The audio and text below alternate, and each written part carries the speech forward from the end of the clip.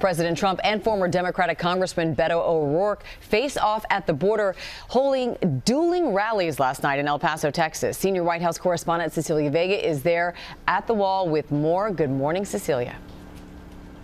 Hey, Amy, good morning to you. President Trump said Beto O'Rourke is a young man who's got little going for himself. O'Rourke said the president is using racist and inflammatory language on immigration. But one thing is clear this morning, this wall and El Paso are ground zero for this country's debate about the border. Overnight in El Paso, two competing versions of reality. President Trump making the case for his border wall. Walls save lives.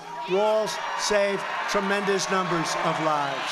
And just half a mile away, his possible 2020 rival, former Congressman and El Paso native Beto O'Rourke, saying the exact opposite. We know that walls do not save lives. Walls end lives. President Trump came to this border city hoping to make an example out of it. Do you know where it made a big difference? Right here in El Paso. The president repeating the false claim that crime dropped in El Paso after the border wall went up.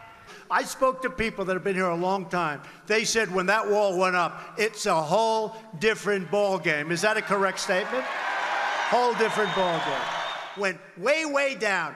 But the reality is, crime in El Paso dropped long before the wall.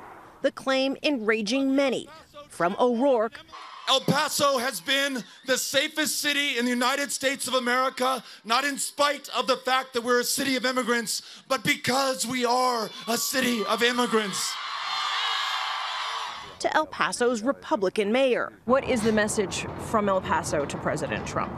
We need to control our borders, but there are other ways to do it besides just focusing on that single physical barrier. President Trump taking notice. But I don't care whether a mayor is a Republican or a Democrat. They're full of crap when they say it hasn't made a big difference. People from El Paso, am I right?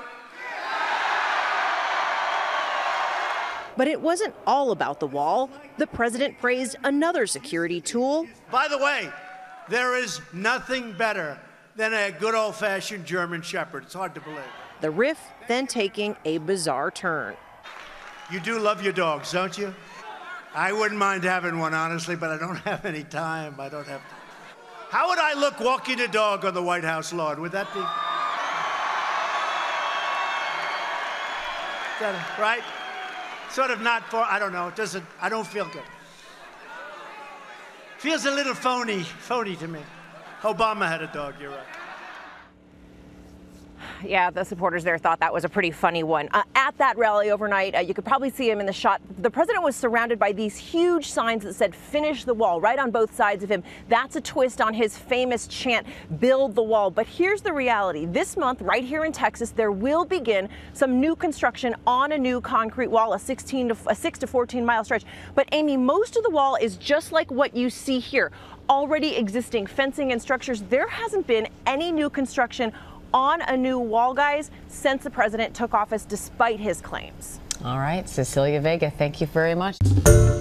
Hi, everyone. George Stephanopoulos here. Thanks for checking out the ABC News YouTube channel. If you'd like to get more videos, show highlights, and watch live event coverage, click on the right over here to subscribe to our channel. And don't forget to download the ABC News app for breaking news alerts. Thanks for watching.